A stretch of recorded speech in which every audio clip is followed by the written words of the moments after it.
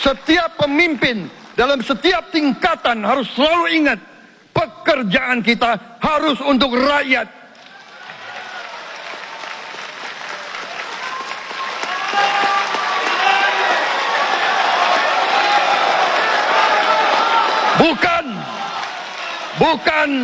Bukan kita bekerja untuk diri kita sendiri.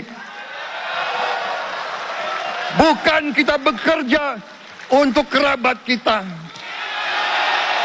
Bukan kita bekerja untuk pemimpin-pemimpin kita. Pemimpin yang harus bekerja untuk rakyat.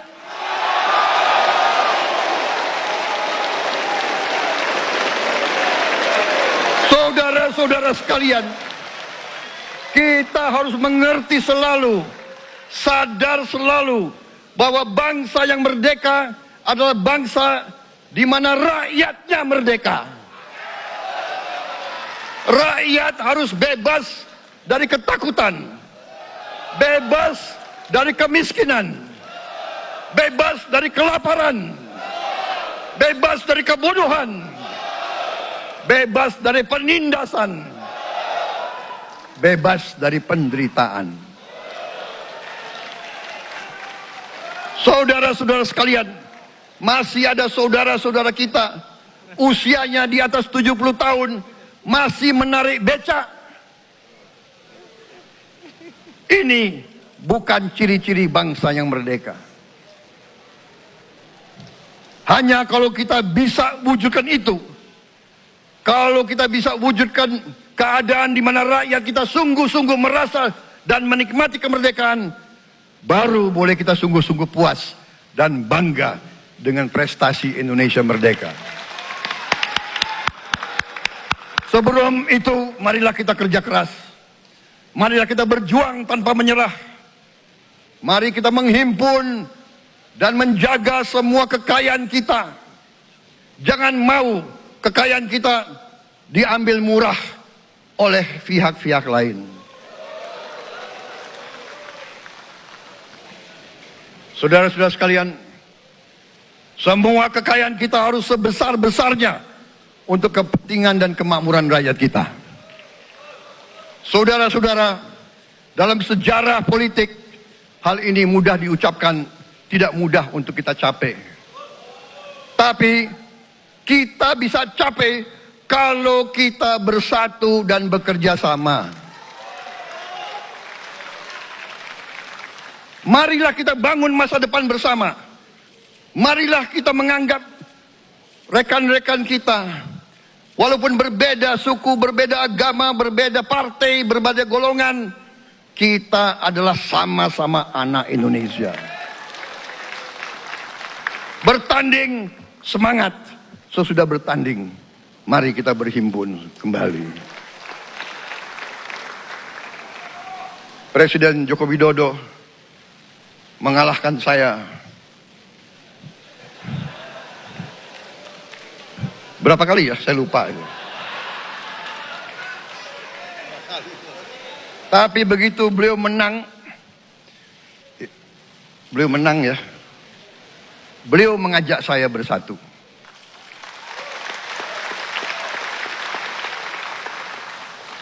Dan saya menerima ajakan itu. Sekarang saya yang menang. Dan saya mengajak semua pihak, ayo bersatu.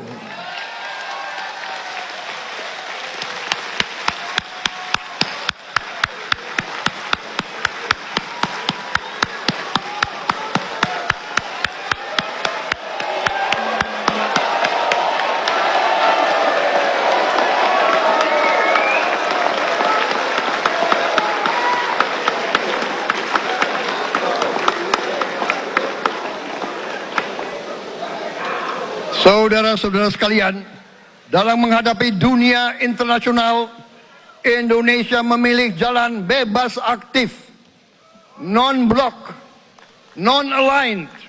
Kita tidak mau ikut fakta-fakta militer manapun. Kita memilih jalan bersahabat dengan semua negara.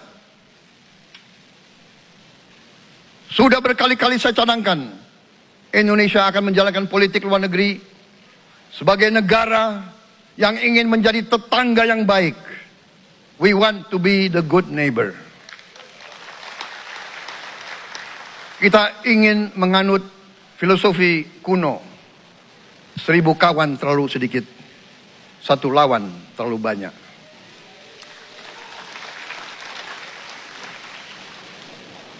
Saudara-saudara sekalian, dengan demikian kita ingin menjadi sahabat semua negara. Tapi kita punya prinsip. Prinsip kita adalah prinsip anti penjajahan. Karena kita pernah mengalami penjajahan. Kita anti penindasan. Karena kita pernah ditindas. Kita anti rasialisme. Kita anti apartheid. Karena kita pernah mengalami apartheid. Waktu kita dijajah, bahkan kita digolongkan lebih rendah dari anjing. Banyak prasasti dan marmer, banyak papan-papan di mana disebut Honden en Inlander verboden. Saya masih lihat prasasti di kolam renang Manggarai tahun 78. Honden en Inlander verboden. Saudara-saudara, karena itu kita punya prinsip, kita harus solider, kita harus membela rakyat-rakyat yang tertindas di dunia ini. Karena itu kita mendukung kemerdekaan rakyat Palestina.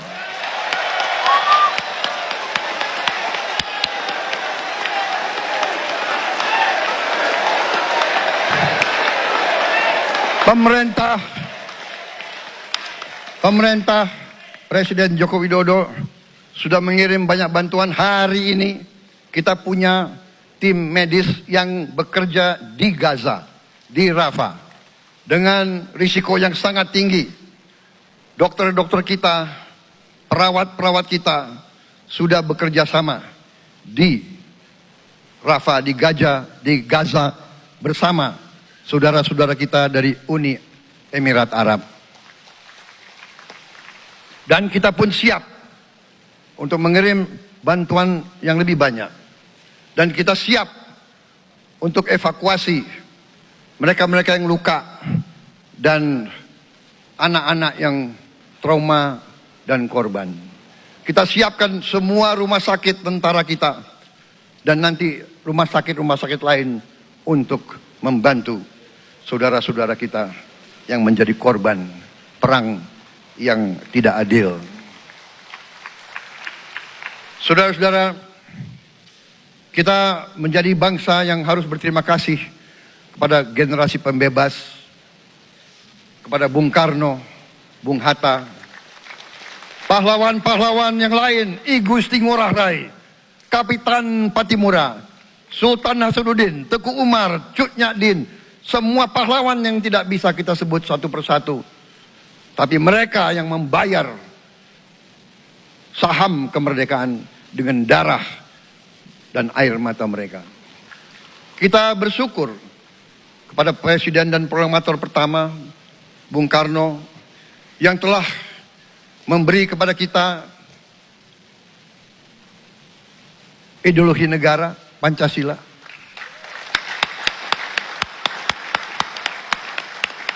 Yang keluar masuk penjara, dibuang di mana-mana dari sejak muda karena memperjuangkan Indonesia merdeka. Indonesia tidak mau menjadi darah bagi bangsa-bangsa lain. Soekarno, Hatta, Syahrir, semua pendiri bangsa ini berkorban dan telah memimpin kita dengan baik. Kita juga bersyukur kepada Presiden Soeharto yang banyak jasanya dalam menyelamatkan dan mengamankan ideologi Pancasila itu sendiri, yang telah meletakkan dasar bagi Indonesia yang modern. Kita berterima kasih kepada Presiden Habibie yang telah membuat dasar untuk kita meraih dan menguasai ilmu pengetahuan dan teknologi. Kita berterima kasih kepada Presiden Abdurrahman Wahid yang telah memberi contoh toleransi antar agama, antar suku, yang menjunjung tinggi inklusif, Indonesia yang inklusif dan toleran.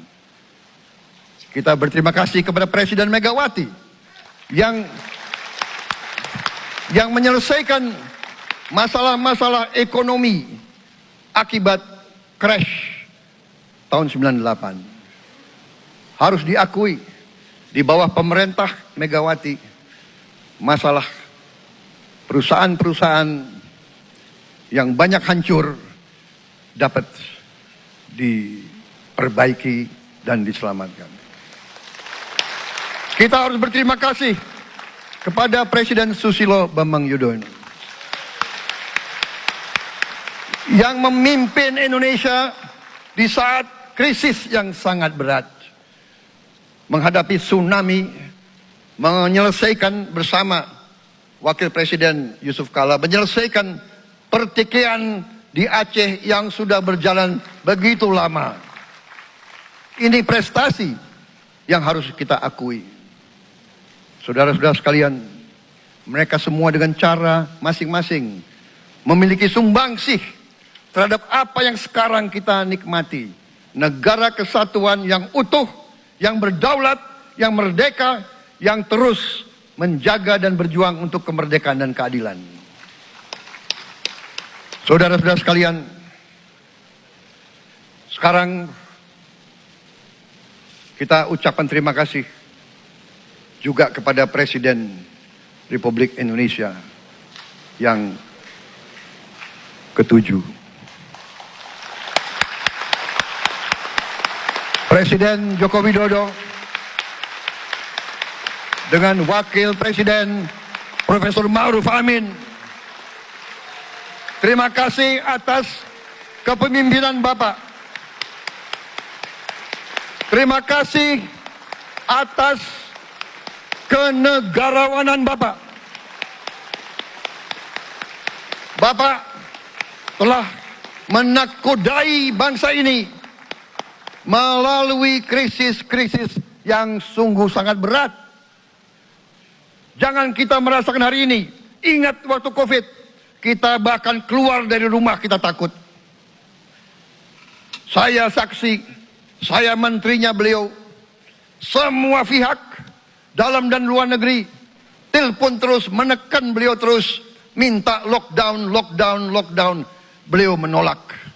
Beliau berpikir, kalau kita lockdown, bagaimana wong cilik, bagaimana warung Tegal, bagaimana ojol, bagaimana rakyat-rakyat yang makannya dari upah harian. Jangan kita lupa prestasi pemimpin-pemimpin kita. Terima kasih Pak Jokowi. Terima kasih Profesor Ma'ruf Amin. Anda telah berjasa. Anda akan dikenang sebagai putra Indonesia yang termasuk terbaik. Saudara-saudara sekalian, akhir kata, saya mohon doa restu saudara-saudara. Mari kita bangun Indonesia di atas landasan yang sudah dirintis oleh pendahulu-pendahulu kita. Mari kita belajar, semua kekurangan kita akui dan kita perbaiki. Hentikan dendam, hilangkan kebencian, bangun kerukunan, bangun gotong royong. Itu kepribadian bangsa Indonesia. Itu ajaran Bung Karno sendiri. Saudara-saudara sekalian,